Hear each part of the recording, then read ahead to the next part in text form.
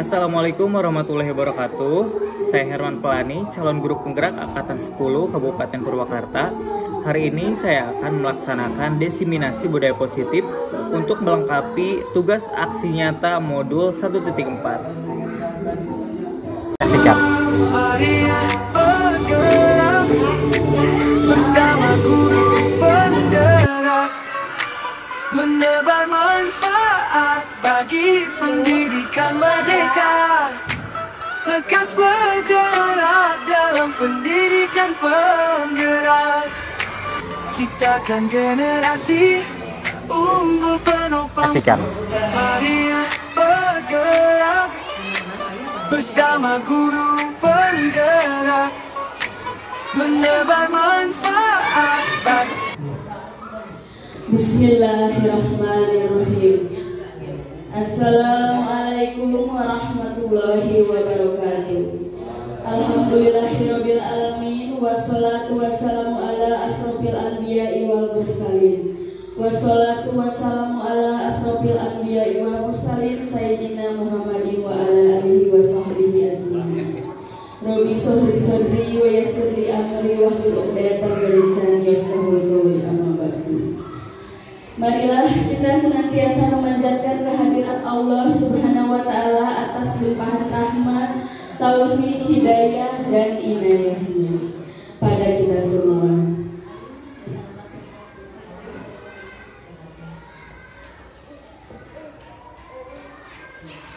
Di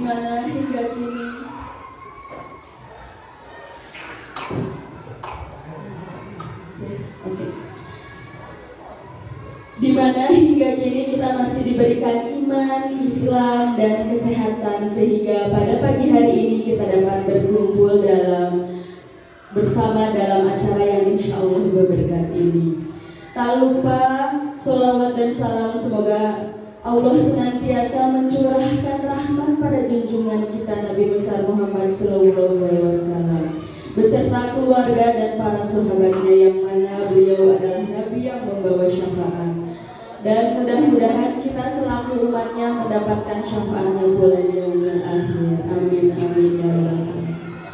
Ibu bapak guru, selamat datang di acara diseminasi budaya positif dalam rangka pengimbasan hasil pembelajaran dalam pendidikan guru penggerak angkatan 10 oleh Bapak Herman Pelani SPD. Perkenalkan, saya Ainur Aini yang bertugas sebagai Master of Ceremony atau pembawa acara untuk hari ini. Kemudian perkenalkan saya selaku pembawa acara untuk membacakan susunan acara pada pagi hari ini. Yang pertama adalah pembukaan oleh saya sendiri. Yang selanjutnya nomor 2 menyanyikan lagu Indonesia Raya. Acara nomor 3 pembacaan doa. Acara nomor 4 sambutan dari kepala sekolah. Acara nomor 5 penyampaian materi inti, dan acara nomor 6 doa penutup sekaligus penutupan acara. Untuk mengefektifkan waktu Ibu Bapak, mari langsung saja kita mulai acara ini dengan membaca basmalah bersama-sama. Bismillahirrahmanirrahim. Alhamdulillah, acara sudah dibuka. Yang selanjutnya acara nomor 2, mari kita menyanyikan lagu Indonesia Raya yang akan dipimpin oleh Ibu Dede Walriani SPDI. Kepada Ibu Dede dipersilahkan.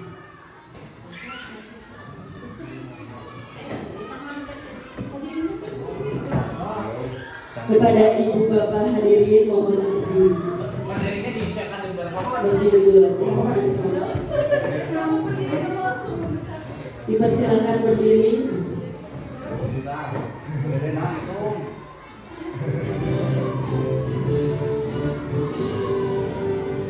Indonesia tanah airku, banyak tumpah darahku. Di sanalah aku berdiri, dari pandu ibuku.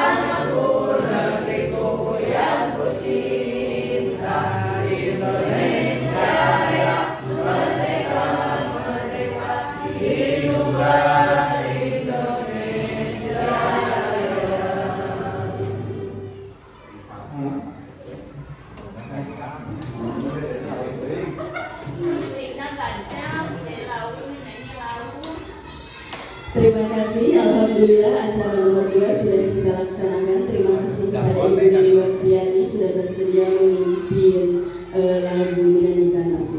Sekarang acara nomor 3 yaitu pembacaan doa kepada Bapak Haji Didin Mahpudin MPD, dipersilakan.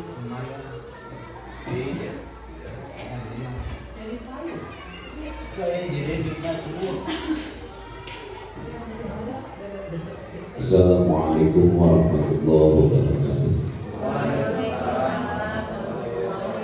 Allahumma sholli wa sallim ala sayyidina wa habibina wa syafi'ina wa karimina wa maulana Muhammad wa sallim wa radiyallahu ta'ala kulli syahadati rasulillahi amin amin ya Allah ya rabbal alamin. Bismillahirrahmanirrahim. Alhamdulillahi rabbil alamin. Hamdan yuafi ni'mahu wa yukafi majidahu. Ya Rabbana lakal hamdu kama yanbaghi li jalali wajhikal karim wa li 'azimi sultanika. Allahumma shalli ala sayyidina Muhammad wa ala ali sayyidina Muhammad. Ya Rabbi yassir lana wa la tu'sir ya karim. Allahumma ighfir lana dhunubana wa li walidina wa li jami'il mu'minina wal mu'minat wal muslimin wal muslimat al-ahya'i minhum ya Allah. Rabbana taqabbal minna innaka antas sami'ul 'alim wa tub 'alaina innaka antat tawwabur rahim. Rabbana atina fid dunya hasanah wa fil akhirati hasanah wa qina adzabannar wa adkhilna jannata ma'al abrar wa najini bi fadlika sakar ya rabbal alamin. Subhana rabbika rabbil izzati amma yasifun wa salamun alal mursalin walhamdulillahi rabbil alamin. Al-Fatihah. Bismillahirrahmanirrahim.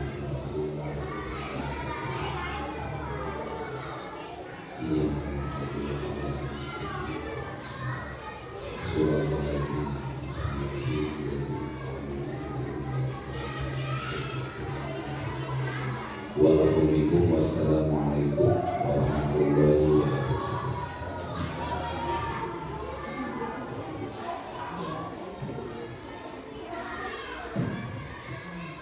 Alhamdulillah, terima kasih kepada Bapak Haji Didin Mahpudin MPD. Acara selanjutnya yaitu acara nomor 4, sambutan dari Kepala Sekolah UPTD SDN Pasir Jambu kepada Bapak Haji Aktivis PDMP, kami persilakan ya.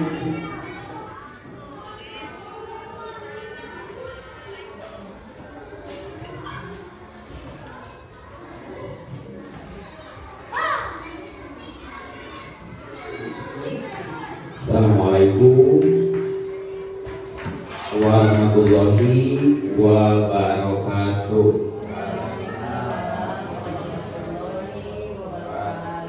Alhamdulillahirabbil alamin wa bihi nasta'inu ala umuri wadin Muhammadin wa ala alihi wa sahbihi ajmain.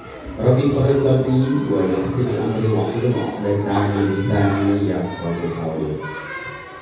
Bapak dan Ibu guru yang saya hormati dan saya banggakan, pada hari ini merupakan suatu hari yang sangat langka bagi SDN Pasir Jambu.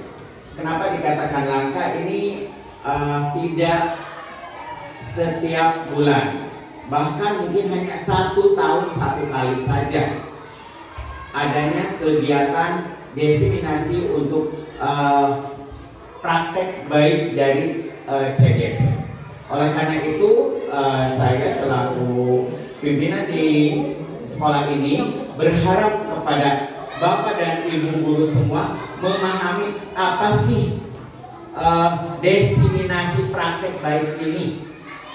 Karena Bapak dan Ibu diharapkan mampu juga berbagi praktek baik yang nanti bukan saja calon CGP atau guru penggerak yang bisa berbagi praktek baik itu, tetapi semua guru itu harus bisa berbagi praktek baik. Kenapa harus bisa? Karena berbagi praktek baik ini adalah salah satu wahana untuk belajar Bapak dan Ibu berdiri di depan audiensi, di depan orang banyak, sehingga Bapak dan Ibu sudah terbiasa apabila nanti akan berbicara di depan orang lain. Itu satu. Yang kedua juga harus kita pahami sebelum kita melangkah ke desiminasi ini, apa sih CGP dulu? Calon guru penggerak ini Bapak dan Ibu, banyak fasilitas yang bisa didapatkan oleh CGP. Oleh karena itu saya berharap terutama bagi guru honorer itu sangat berpeluang besar untuk memudahkan jalan kepada apa? Satu, menjadi P3K. Itu memudahkan. Kenapa? Karena ada nilai tertentu yang disimpan oleh CGP ini. Yang kedua, Bapak dan Ibu, memudahkan untuk apa? Memudahkan untuk mendapatkan sertifikat pendidik. Untuk jadi sertifikat pendidik ini udah CGP itu mudah. Karena apa? Karena sudah ada nilai plus dan tidak akan melihat yang lain dulu sebelum para CGP ini lolos untuk menjadi P3K atau mendapatkan sertifikat pendidik. Nah, oleh karena itu saya berharap kepada Bapak dan Ibu guru honorer itu di angkatan ke-12, karena angkatan 11 sekarang itu sudah terlewat, gitu ya. Ada yang bisa ikut untuk menjadi CGP berikutnya. Kemudian juga kepada PNS, bukan hanya kepada guru honorer atau non PNS, kepada PNS pun itu Bapak berharap ada yang siap, misalnya Bu Ai atau Pak Dadan. Untuk apa? Fasilitas itu Bapak dan Ibu bisa dipakai untuk mengejar karir. Kalau Bapak dan Ibu ingin ke depan menjadi pimpinan, ingin ke depan untuk mengembangkan karir, itu gerbang pertama yang harus dilewati adalah CGP ini atau GP ini. Nah, oleh karena itu bagi Bapak dan Ibu yang nanti berharap pengembangan karir menjadi Bapak Kepala Sekolah, menjadi pengawas atau menjadi widya iswara tanpa ke CGP dulu, mohon maaf, dengan peraturan yang sekarang itu Bapak dan Ibu yang tidak masuk ke pintu gerbang GP tidak bisa untuk mendapatkan fasilitas menjadi kepala sekolah atau yang lain. Nah, itu pentingnya kenapa GP harus kita pahami bersama. Selanjutnya Bapak dan Ibu, desiminasi praktek baik ini kita harus lihat bagaimana nanti CGP ini merupakan satu rangkaian kegiatan untuk lolos kepada GP ini harus melewati desiminasi dulu. Salah satu langkah atau tahapan-tahapan yang harus dilaksanakan oleh CGP. Oleh karena itu, Bapak dan Ibu mohon dukungannya kepada semua. Pak Haji Henry kita sekarang sudah goal menjadi GP dan mudah-mudahan bisa naik nanti ke PP ya, ke guru praktek. Karena CGP ini nanti akan dilatih sedemikian rupa selama 9 bulan dan nanti akan melaksanakan tugas selama 5 tahunan. Setelah itu nanti akan menjadi PP atau guru praktek. Setelah guru praktek nanti akan bisa mengajar atau bisa mengembangkan kepada CGP ini, melatih CGP. Nah, kenapa saya berharap banyak di sini menjadi GP-GP? Karena sekolah ini di dalam akreditasi Bapak dan Ibu merupakan faktor penentu atau penunjang akred itu bagus dan tidaknya di sekolah itu. Sekarang itu salah satunya ada CGP atau GP. Jadi lalu sekolah tidak ada CGP-nya, atau GP-nya dianggap bahwa sekolah itu tidak bisa mengembangkan potensi dan minat atau bakat daripada guru. Gitu. Oleh karena itu saya mendorong Bapak dan Ibu untuk terus mengembangkan diri, mau mengembangkan, jangan posisi nyaman Bapak dan Ibu. Posisi nyaman itu lah baik kurang sakit oke sudah, yang penting menang gaji, menanam, tidak seperti itu. Jadi Bapak dan Ibu terus mengembangkan potensi Bapak dan Ibu. Kalau ada tantangan-tantangan, insya Allah mau belajar. Tapi lamun ada tantangan, misalnya Bu Ai tidak ada tantangan untuk mengerjakan LK 123, dan mana yang macam perkembangan di LK 123. Tetapi Pak Herman terdorong harus menyelesaikan LK 123, dipelajari terus, didalami terus. Akhirnya keilmuan itu akan bertambah dan berkembang. Karena sebetulnya Bapak dan Ibu, apa yang saya rasakan, semakin kita mempelajari keilmuan, semakin kita menggali keilmuan, orang itu mungkin jadi bisa naon. Kita itu tidak bisa apa-apa kalau kita terus mendalami ilmu. Bukan nama pintar Bapak dan Ibu sebetulnya. Nama, gini orang kan mungkin bisanya. Karena ilmu itu sebegitu banyak dan sebegitu luas, kita yang baru sedikit tidak membaca. Akhirnya begitu membaca, ini dia tuh bisa, ia baru seperti itu Bapak dan Ibu. Yang saya rasakan setelah mempelajari keilmuan, membaca keilmuan itu seperti itu. Ya, jadi Pak Herman sekarang sebetulnya bertambah ilmunya, tapi menurut pemikirnya, ini kurang 3 itu bisa nanaon dia teh. Nah, oleh karena itu Bapak dan Ibu, saya berharap di acara destinasi ini dan selanjutnya dukung sepenuhnya Pak Herman untuk bisa gol menjadi GP dengan harapan adanya 2 GP di sekolah kita ini. Nanti pasti Jamu akan berkembang dan akan bisa mensejajarkan diri dengan sekolah-sekolah yang ada di sana. Mungkin itu yang bisa saya sampaikan pada kesempatan ini. Mudah-mudahan kita semua senantiasa diberikan kemudahan, kemudian kekuatan dalam melaksanakan amanah Allah ini, sehingga kita terus istiqomah dalam berupaya untuk mencerdaskan anak-anak bangsa, khususnya anak-anak di SD Pasir Jamu ini. Terima kasih. Billahi taufiq wal hidayah. Assalamualaikum warahmatullahi wabarakatuh.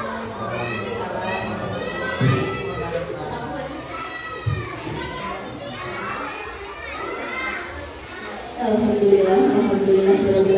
Terima kasih kepada Bapak Kepala Sekolah, Bapak Haji Hakim SPD telah menyampaikan sambutannya. Mari sekarang kita beralih ke acara kelima, yaitu penyampaian materi inti dari Bapak Herman dan SPD kepada Ibu Presiden.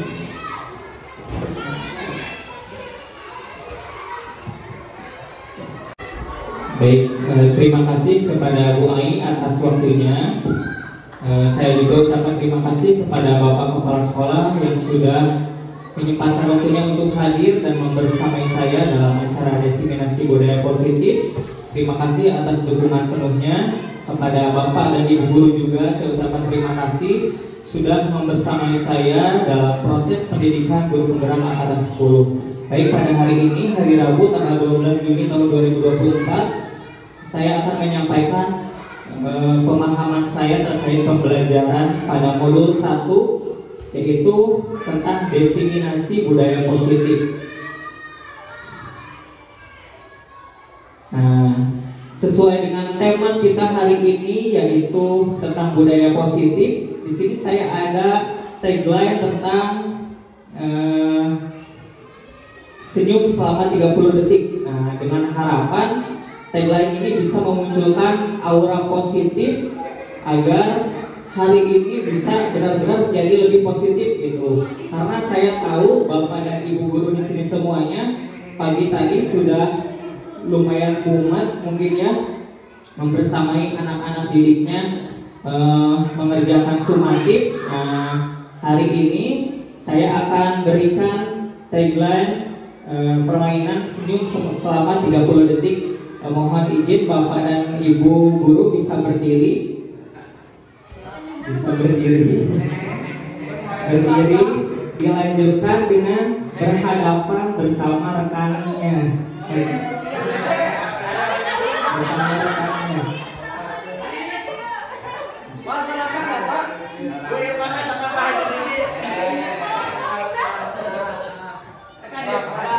Rama selalu senyum kepada siapa saja.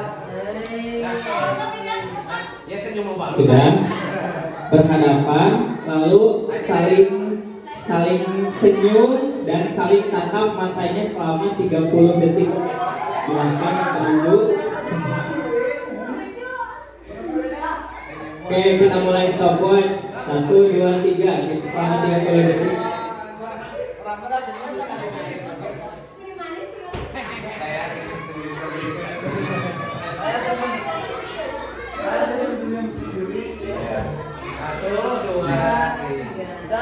Dan ya, terima kasih. Bagaimana sekarang auranya lebih positif Bapak Ibu?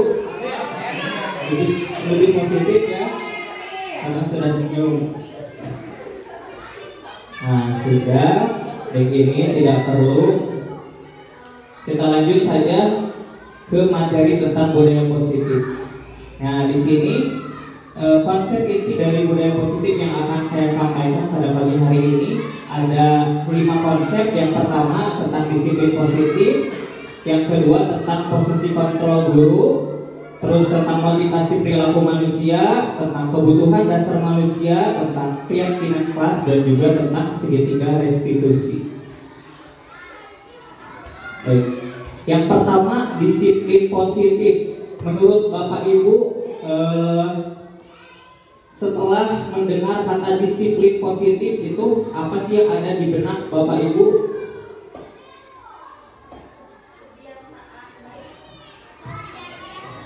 Apa Bu Ai? Menurut Bu Ai? Kebiasaan-kebiasaan baik yang dilakukan setiap hari. Ya betul sekali. Ada lagi yang lain mungkin? Disiplin positif itu apa sih? Gitu. Selain tadi Bu Ai? Betul sekali ya. Jadi disiplin positif itu secara garis besar mengacu pada disiplin diri yang memiliki tanggung jawab terhadap apa yang dilakukannya berdasarkan nilai-nilai yang diyakini. Contohnya mungkin dalam kehidupan sehari-hari siswa ini, disiplin positif yang sering mereka lakukan setiap hari yaitu datang pagi-pagi ke sekolah atas dasar keyakinan mereka sendiri, kemauan mereka sendiri, tanpa paksaan dari orang tua, tanpa ingin dipuji, tanpa ingin mendapatkan reward. Itu sudah termasuk disiplin positif karena mereka meyakini bahwa saya datang ke sekolah karena saya butuh ilmu, saya butuh bertemu dengan Bapak dan Ibu guru. Beda lagi dengan disiplin yang karena ada dorongan dari orang lain. Saya mah ke sekolah karena takut dimarahi oleh orang tua, saya mah ke sekolah karena ingin mendapatkan uang, karena kalau gak sekolah gak dikasih uang. Nah, itu salah satunya. Selain itu juga ada kegiatan tawadu.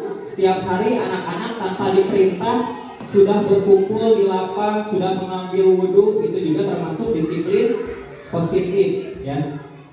Itu salah satu contohnya itu. Nah dari disiplin positif itu diharapkan akan menumbuhkan nilai-nilai kebajikan Bapak Ibu. Nah nilai-nilai kebajikan ini adalah nilai-nilai yang disepakati bersama lepas dari suku, bangsa, negara, agama maupun latar belakang lainnya. Nah sesuai dengan kurikulum Merdeka, nilai-nilai kebajikan yang ada di profil pelajar Pancasila ini mungkin Bapak Ibu sudah tidak asing lagi ya. Yang pertama beriman dan bertakwa kepada Tuhan Yang Maha Esa dan berakhlak mulia. Contohnya seperti yang tadi saya sampaikan, anak-anak setiap hari Jumat mengikuti kegiatan tawadu. Itu sudah termasuk ke dalam nilai-nilai kebajikan yang pertama, yaitu beriman dan bertakwa dan berakhlak mulia.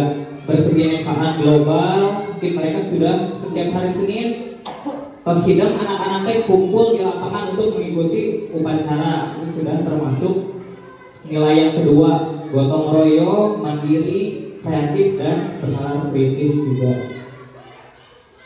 Lanjut tentang motivasi perilaku manusia. Saya mau bertanya lagi ya, Bapak Ibu. Menurut Bapak Ibu, motivasi itu apa? Motivasi itu apa sih? Apa ya? Suatu penyemangat untuk melakukan sesuatu. Motivasi itu suatu penyemangat untuk melakukan sesuatu. Ya. Yang lain ada lagi nggak? Motivasi itu apa? Dorongan. Motivasi itu dorongan untuk melakukan sesuatu. Ya, betul sekali. Yang lainnya mungkin ada lagi. Bapak Ibu datang ke sekolah ini pasti ada motivasinya kan? Motivasi Bu Dede datang ke sekolah untuk apa? Yang pertama mungkin untuk mengajar ya. Mengajar terus Mencerdaskan anak bangsa. bisa itu.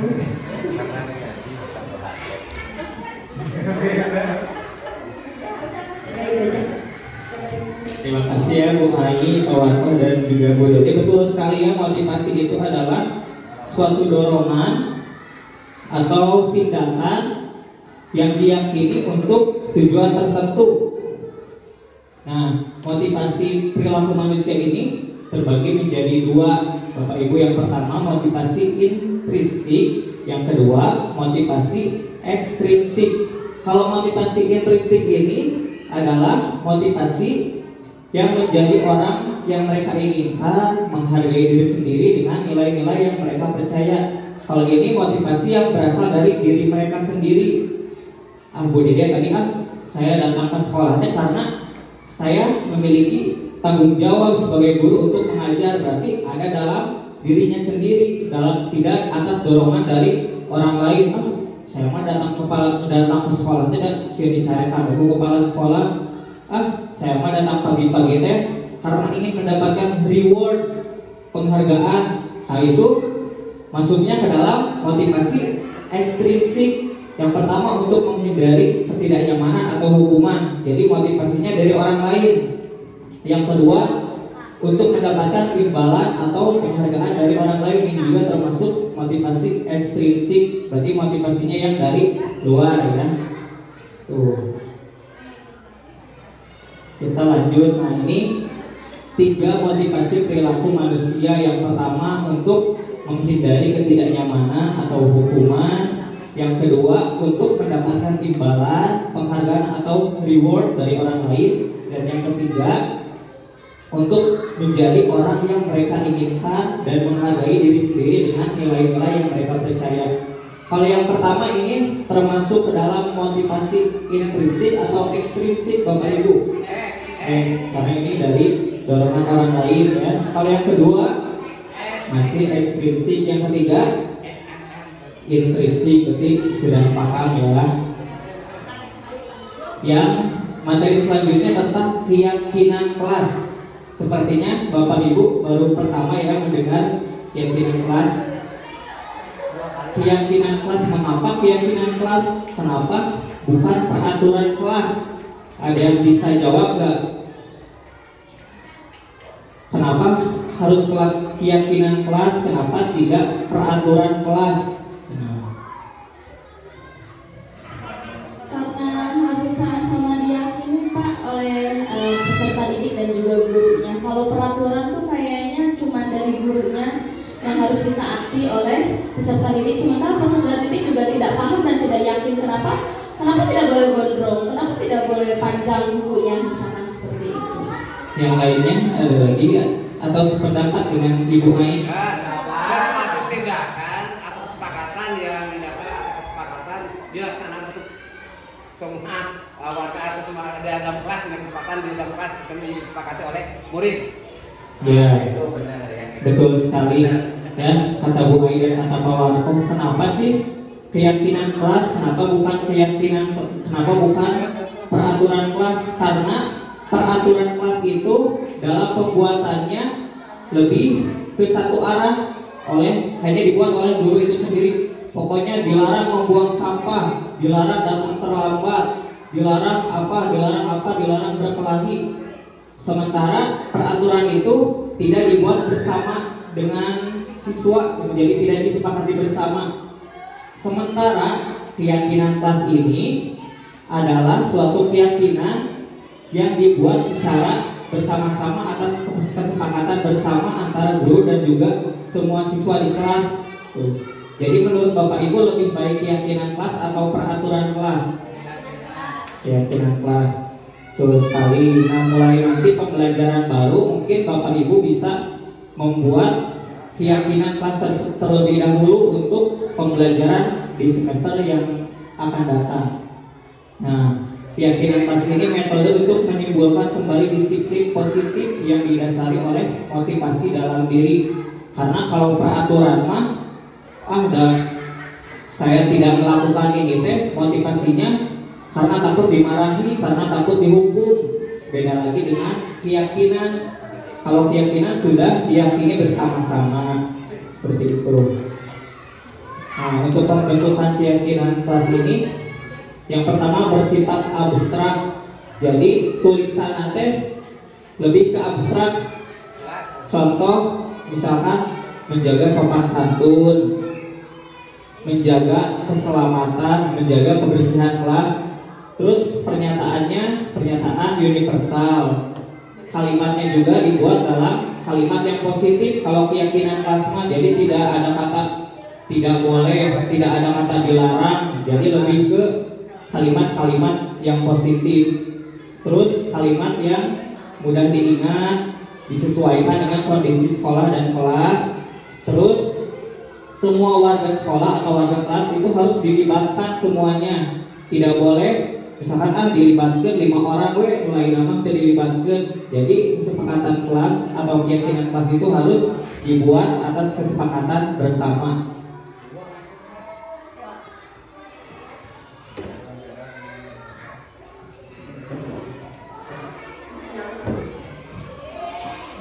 Sebenarnya ini ada video pada saat saya membuat keyakinan kelas bersama murid di kelas. Jadi kalau misalkan Bapak Ibu kurang paham, mau ditonton atau mau di skip? Ya, saya tidak tahu saya. Kita tonton aja bersama-sama. Mau dicontoh nanti saya. Bulan Desember.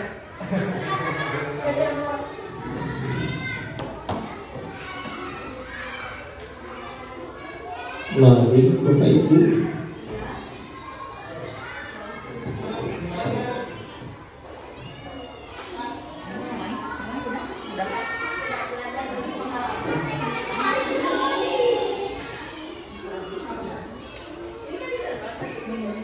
Langsung linknya dimasukin ya, skip aja ya. Intinya kalau sebagai gambaran, jadi anak-anak itu diberikan post-it atau kertas kecil. Silahkan tulis kesepakatan yang ingin kalian terapkan di kelas ini. Silahkan tulis masing-masing. Misalkan menjaga kebersihan, tulis, ditempelkan. Nanti Bapak Ibu gurunya mengelompokkan, oh ini tentang kebersihan, dikelompokkan lagi dengan kebersihan. Terus kalimatnya pilih salah satu yang sesuai dengan kondisi kelas atau sekolah, seperti itu.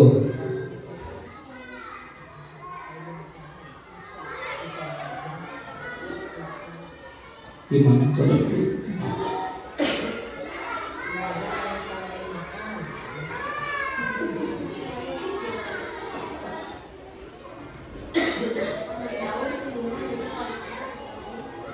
Sudah ada gambaran tapi ya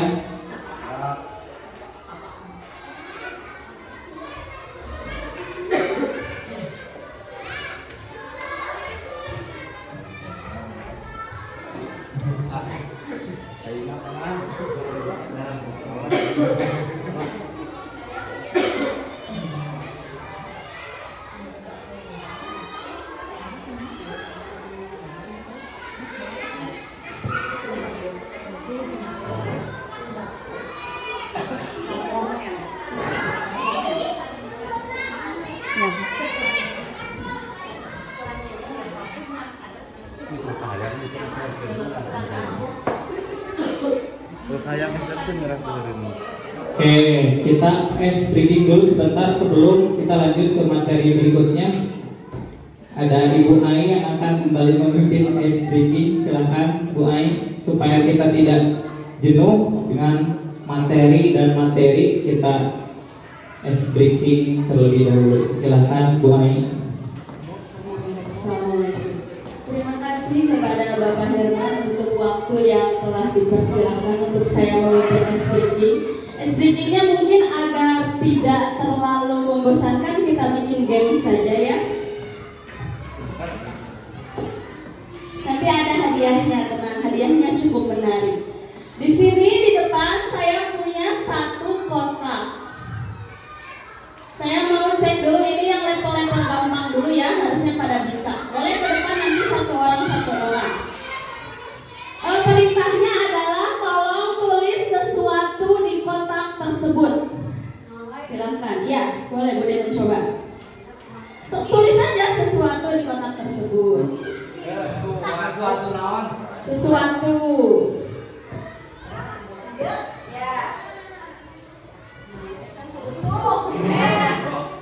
Oke, Bu Dede sudah menulis susu, tapi sayang sekali bukan itu yang saya maksud. Lagi ya.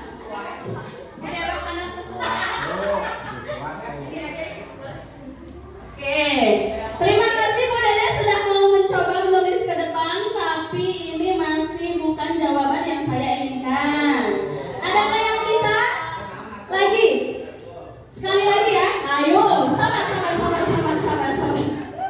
Jangan bergaduh.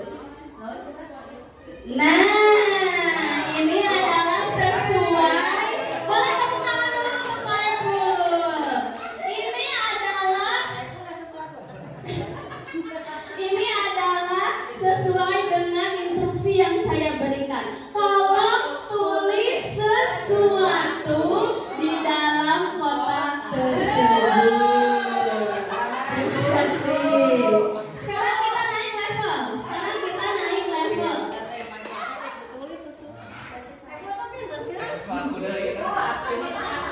Oke, sekarang kita mulai dengan papan tulis yang polosan saja. Dengarkan instruksinya baik-baik. Tolong gambarkan sebuah persegi dengan hanya 3 garis. Yuk, persegi dengan 3 garis. Adakah yang mau? Silahkan Bapak.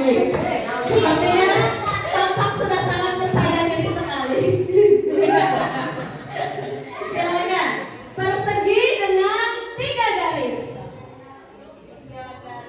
Persegi.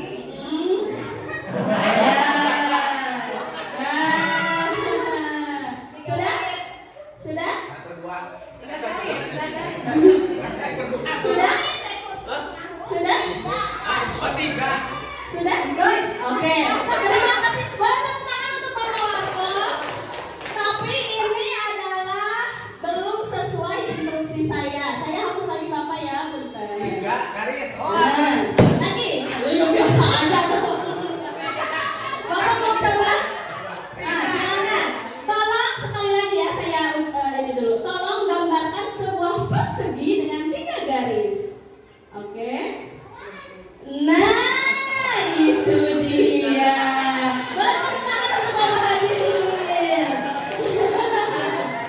Ini yang disebut dengan persegi dengan 3 garis. Ada perseginya dan ada 3 garisnya. Itu saja ya mungkin dari saya Ibu Bapak. Terima kasih. Assalamualaikum warahmatullahi wabarakatuh.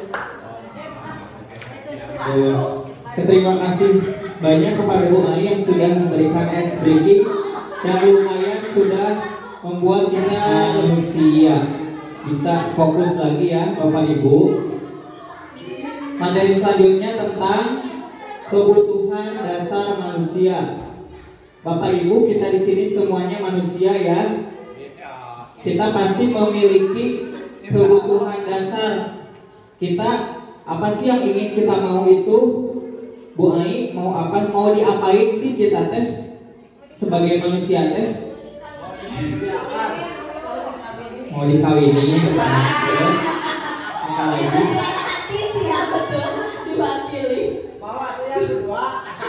Nah, oke, kebutuhan dasar manusia yang kita lakukan untuk mendapatkan apa yang kita inginkan. Berarti kebutuhan dasarnya memang harus berusaha dan berdoa, apa ikhtiar.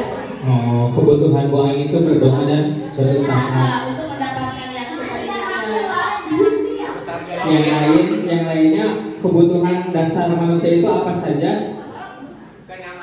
Kenyamanan, terus kasih sayang, dicintai, itu salah satu kebutuhan kita. Butuh nggak sih Bapak Ibu, butuh dicintai nggak? Butuh diperhatikan, butuh makan, butuh minum kan ya? Nah itu termasuk kebutuhan dasar manusia. Nah, berdasarkan konsep yang saya pelajari di dalam pendidikan guru penggerak ini, ada 5 kebutuhan dasar manusia. Yang pertama, kebutuhan untuk bertahan hidup, yaitu kita memerlukan makanan, terus pakaian, tempat tinggal, terus keamanan dan juga kesehatan.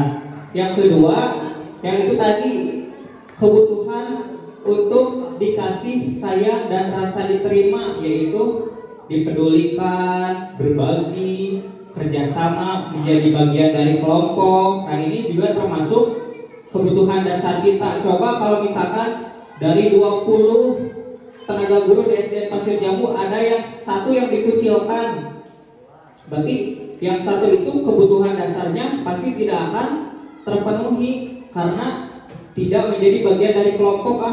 Jadi baturan, si etama hiji kebutuhannya pasti tidak akan terpenuhi.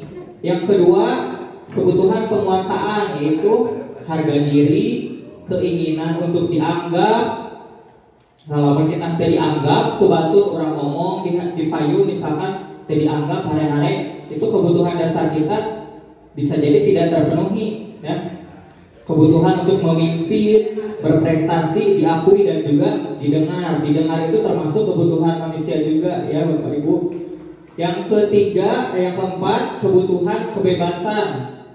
Contohnya mandiri, memiliki pilihan, mencoba hal baru, mampu mengendalikan arah dirinya. Itu termasuk kebutuhan dasar manusia juga. Dan yang terakhir ini kesenangan. Bapak Ibu semua pasti butuh kesenangan ya. Butuh humor, butuh tertawa, butuh bermain dan antusiasme. Nah ini 5 konsep kebutuhan dasar manusia yang Bapak Ibu harus paham. Kenapa harus paham? Berkaitan dengan kebutuhan dasar ini, jika dikaitkan dengan peserta didik kita, jika kita paham dengan kebutuhan dasar ini, kita akan tahu kebutuhan peserta didik kita apa. Kalau misalkan 5 kebutuhan dasar dari peserta didik kita tidak terpenuhi, maka akan muncullah nilai-nilai di luar nilai positif. Contohnya, misalkan ayat anak anu nakal, bisa jadi si anak anu nakal yang kebutuhan dasarnya ini tidak terpenuhi. Contoh misalkan di rumahnya tidak dianggap, di rumahnya misalkan tidak diperhatikan, makanya si anak itu di sekolahnya mencari perhatian guru. Nah itu salah satu contoh dari 5 kebutuhan dasar yang tidak terpenuhi. Contoh dari siswa, kalau dari Bapak Ibu guru misalkan Bu Dede itu perlu diperhatikan oleh suaminya, perlu disayang. Selama 1 minggu Bu Dede itu tidak diperhatikan, tidak disayang, tidak ditransfer, apa yang akan terjadi? Nah, pasti muncul hal-hal yang di luar kebiasaan positif, ya pasti cemberut lah, marah-marah. Nah, seperti itu contohnya ya.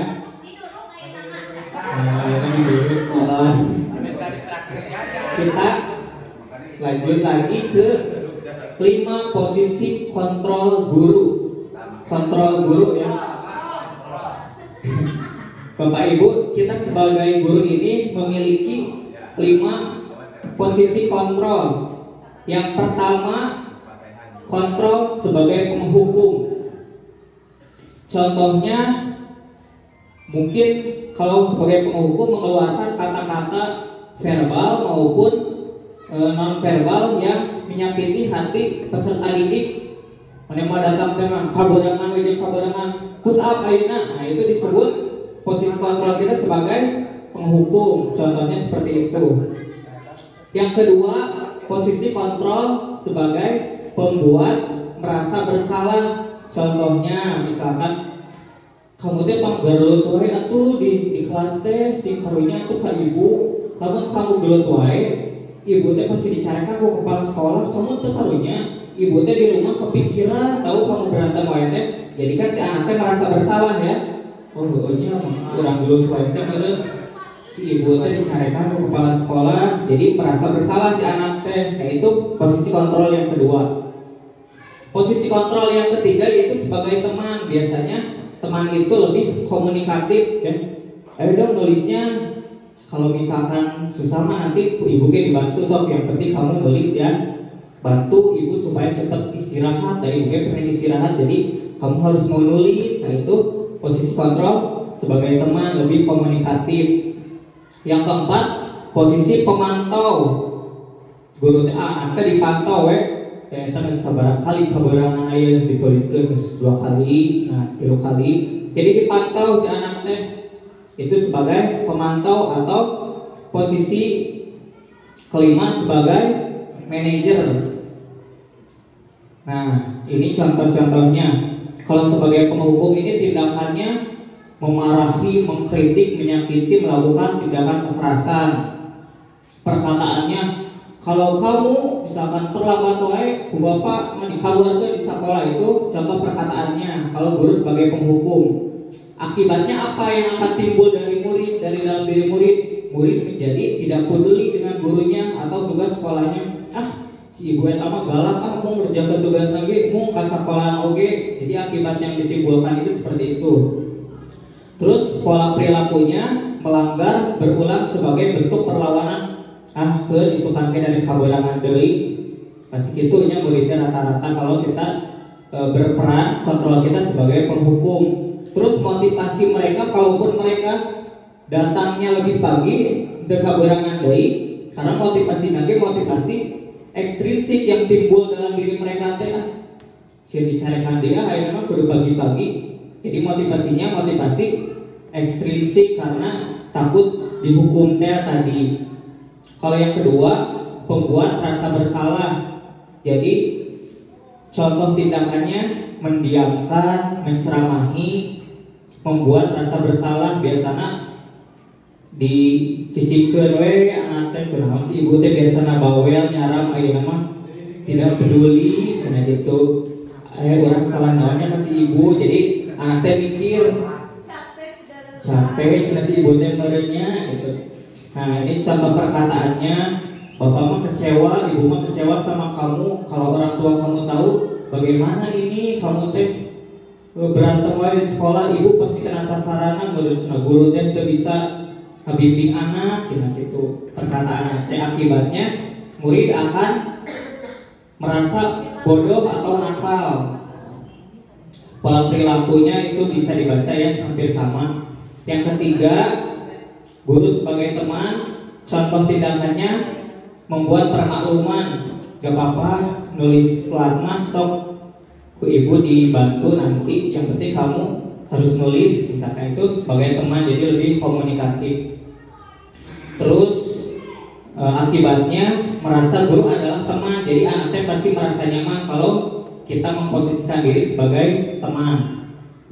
Pola perilakunya menjadi lemah, tergantung, dan cenderung menunggu. Kalau posisi 4 yaitu sebagai pengontrol, jadi tindakan yang dilakukan guru itu hanya memantau dan mencatat. Jadi dicatat kayak disini seberapa kali kesianganna, seberapa kali termasuk sekolahna, misalkan ini mas sebagai pemantau. Terus perkataan lagi, kamu tahu aturan kan? Iya tahu. Kayak paling hanya perkataan-perkataan selewat saja, hanya memantau. Terus yang kelima, sebagai manajer, biasanya kalau memposisikan guru sebagai manajer itu biasanya guru bertanya dan membuat kesepakatan. Perkataannya, apa sebenarnya harapan kamu. Misalkan kalau ada murid yang kesiangan, harapannya apa kamu, atau alasannya apa, terus akibatnya apa yang bisa saya lakukan untuk memperbaiki. Ini teh kata si muridnya. Terus pola perilaku yang akan muncul kalau guru bertindak sebagai manajer, itu akan muncul disiplin dari dalam diri dan motivasinya untuk melakukan hal positif atau disiplin positif pun motivasinya akan muncul dari diri mereka sendiri. Nah, ini yang terakhir Bapak Ibu tentang segitiga restitusi. Segitiga restitusi ini suatu dialog yang dijalankan oleh guru agar menghasilkan murid yang mandiri dan bertanggung jawab. Segitiga restitusi ini ada 3 tahapan. Yang pertama, menstabilkan identitas. Yang kedua, validasi tindakan yang salah. Dan yang ketiga, menanyakan keyakinan. Mungkin Bapak Ibu guru juga baru mendengar istilah segitiga restitusi ya, atau sudah tahu? Belum. Jadi segitiga restitusi ini suatu dialog antara guru dengan siswa untuk menghasilkan murid yang lebih mandiri dan bertanggung jawab. Contoh misalkan ada anak yang keluar dari melakukan tindakan yang keluar dari keyakinan kelas tadi. Di dalam keyakinan kelas si anak teh menuliskan datang dan pulang tepat waktu. Tapi si anak teh datang ke sekolah teh tidak sesuai dengan keyakinan yang mereka tulis, malah datang ke sekolah terlambat. Kita panggil, kita lakukan praktek segitiga restitusi. Ini posisi guru sebagai manajer biasanya melakukan hal ini. Kalau misalkan sebagai penghukum ya tadi langsung dihukum teh. Kalau posisi guru sebagai manajer itu melakukan segitiga restitusi. Yang pertama, menstabilkan identitas. Tadi taruh misalkan, kamu tahu gak kamu dipanggil ke kantor? Gak tahu Pak. Kamu tadi datang kesiangan ya, sudah beberapa kali. Iya Pak. Oh, gak apa-apa, Bapak mau bukan mencari yang salah dan mencari yang benar kok. Bapak mau mencari solusi atas permasalahan kamu. Dan Bapak dulu pernah kesiangan datang ke suatu acara, jadi kita cari solusinya bersama-sama gitu. Yang kedua, validasi tindakan yang salah. Menurut kamu datang kesiangan teh hal yang baik atau hal yang tidak baik? Coba jawab. Oh, tidak baik Pak. Oh benar ya, kesiangan teh tidak baik. Ya Pak, tidak baik. Kamu masih ingat gak tentang keyakinan? Ditanyakan keyakinan kelas yang sudah dibuat bersama-sama. Kamu masih ingat gak tentang keyakinan kelas yang dulu dibuat bersama-sama? Masih Pak. Tentang apa keyakinan kelasnya? Kalau dihubungkan dengan kamu yang kesiangan tadi. Oh, tentang datang dan pulang tepat waktu. Berarti kamu melanggar keyakinan yang kamu buat? Ya Pak. Kamu pasti punya alasan ini datang terlambatnya kenapa? Oh, karena saya bergadang Pak. Oh, besoknya sekolah, malamnya malah bergadang. Berarti kamu sudah tahu penyebabnya? Sudah Pak. Berarti besok kamu masih mau melakukan hal tersebut atau mau berubah? Ditaruh. Ya Pak, mau berubah. Kamu yakin? Ya Pak, yakin. Nah, berarti sekarang kamu sudah tahu permasalahan kamu apa dan solusinya apa. Jadi permasalahannya itu datang kesiangan karena bergadang. Berarti supaya besoknya tidak datang kesiangan, solusinya apa? Jangan bergadang lagi Pak. Oh, berarti kamu sudah menemukan solusi atas permasalahan kamu. Jadi si guru ini hanya membimbing murid untuk menemukan solusi atas permasalahan yang mereka alami. Itu disebut segitiga restitusi. Nah, ini contoh videonya. Tapi sepertinya akan loading lagi. Nah, sudah kita tutup saja ya. Jadi Bapak Ibu, dari ke-6 konsep yang tadi saya jelaskan ini, yang pertama tadi dari disiplin positif, dari motivasi kita sebagai manusia, terus sebagai 5 kontrol guru tadi, terus tentang segitiga restitusi, diharapkan dapat menumbuhkan budaya positif di sekolah kita ya Bapak Ibu. Ya. Nah, terus harapan saya nanti sekarang kan di akhir semester ya, di tahun ajaran baru nanti Bapak Ibu bisa membuat keyakinan kelas ya. Jadi jangan membuat peraturan kelas. Jadi masuk ajaran baru langsung membuat keyakinan kelas. Apa sih hal yang ingin diterapkan di kelas ini untuk kenyamanan bersama, untuk kenyamanan kelas, seperti itu. Mungkin itu saja Bapak Ibu yang dapat saya sampaikan pada kegiatan hari ini. Mohon maaf apabila ada kata-kata yang kurang berkenan, karena ini kali kedua mungkin saya berdiri dan berbicara di depan Bapak Ibu semuanya. Saya juga masih belajar dan butuh bimbingan. Terima kasih atas perhatiannya. Wassalamualaikum warahmatullahi wabarakatuh.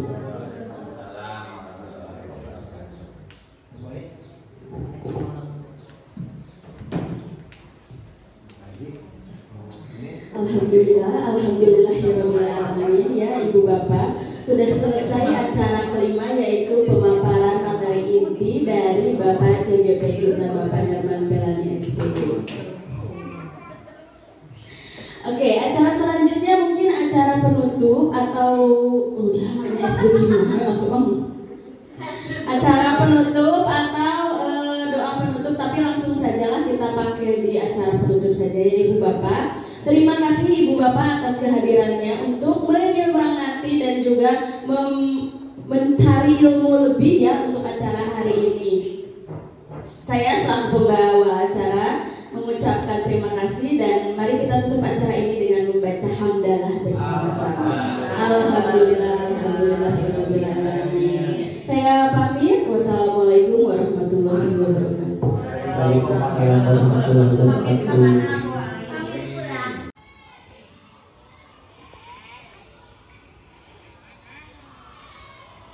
Selamat pagi anak-anak. Apa kabarnya hari ini? Semangat untuk belajar hari ini?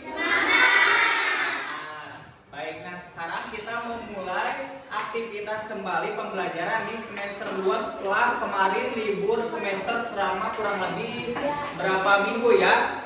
2 minggu. Nah, Bapak mau tanya, kemarin kalian liburan kemana aja?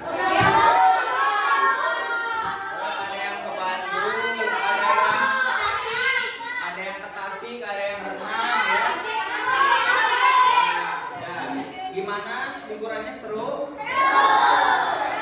Hari ini kita memulai kembali aktivitas di sekolah ya. Harus semangat gak? Oke, sebelum memulai aktivitas hari ini, seperti biasa baiknya kita berdoa terlebih dahulu. Silakan yang mau memimpin doa siapa? Ya, pimpin doa terlebih dahulu nah.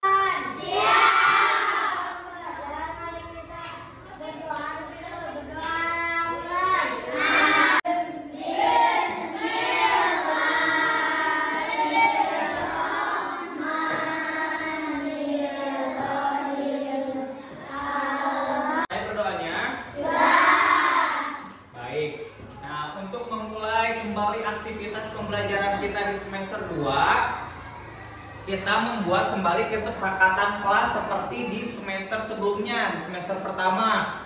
Ada yang masih ingat gak tujuan dibuatnya kesepakatan kelas itu untuk apa? Untuk membuat kenyamanan kelas. Untuk membuat kenyamanan kelas, ya betul sekali. Dibuatnya kesepakatan kelas, tujuannya ini untuk membuat lingkungan belajar yang lebih positif, yang lebih nyaman sesuai dengan profil pelajar Pancasila. Oke, sudah paham ya? Karena kalian sudah pernah membuatnya di semester pertama. Nah, sekarang Bapak akan bagikan post-it ini masing-masing satu. Nanti kalian tulis kesepakatan kelasnya masing-masing yang ingin kalian terapkan di kelas ini. Sudah paham? Baik. Sekarang Bapak bagikan ya post-itnya satu-satu. Silahkan ditulis kesepakatan kelasnya.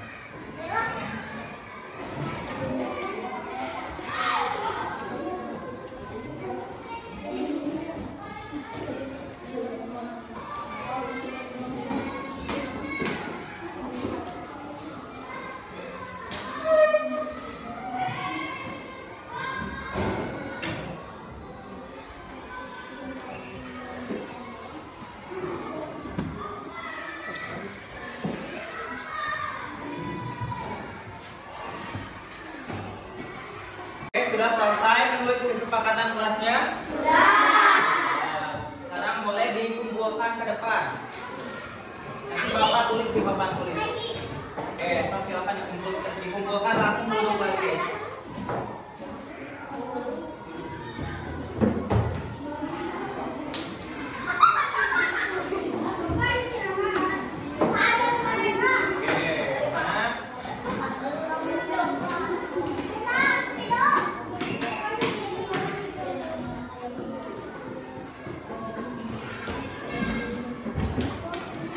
Baik, sekarang Bapak akan tulis kesepakatan kelas yang kalian sudah tulis di sini ya. Kesepakatan kelas 4A.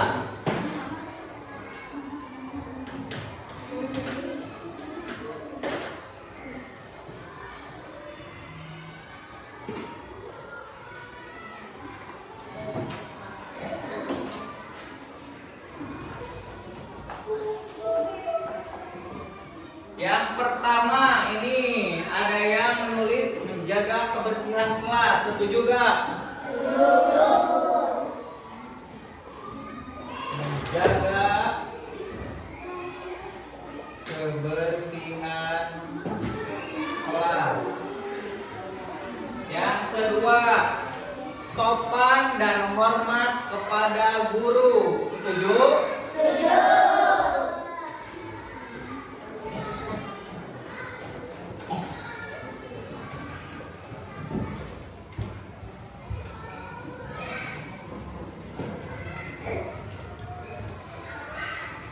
Ini yang ketiga, jujur dalam bertindak dan berkata. Setuju? Setuju. Kalian harus jujur ya.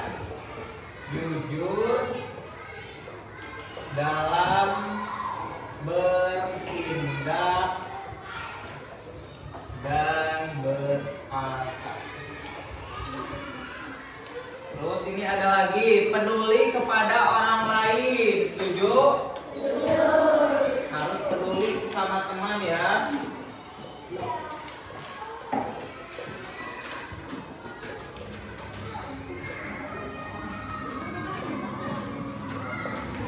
Lanjut, ini ada bertanggung jawab.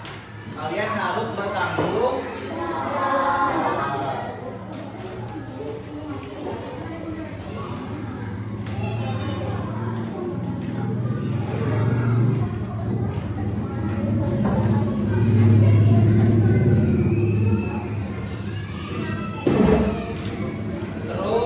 Menjaga keamanan kelas, berarti tidak boleh ada yang rusuh, tidak boleh ada yang berantem, kelasnya harus aman ya.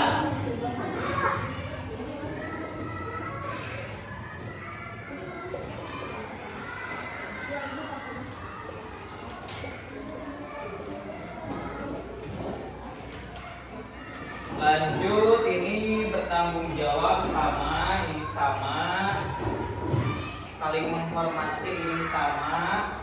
Yang terakhir ini membuang sampah pada tempatnya. Membuang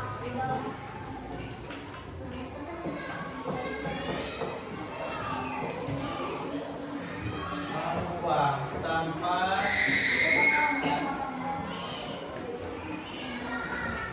pada tempatnya. Ada satu lagi. 8.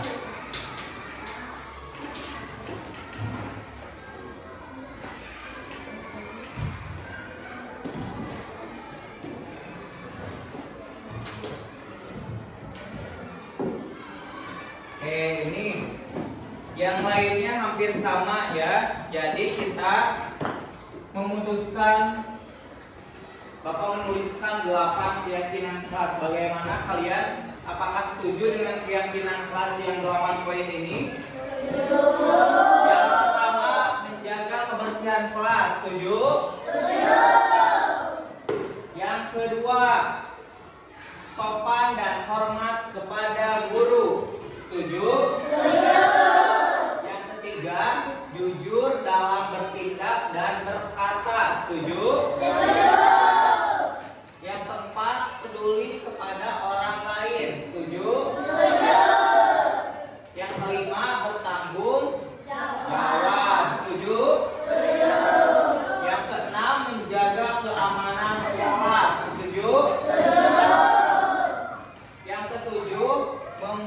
sampah pada tempatnya.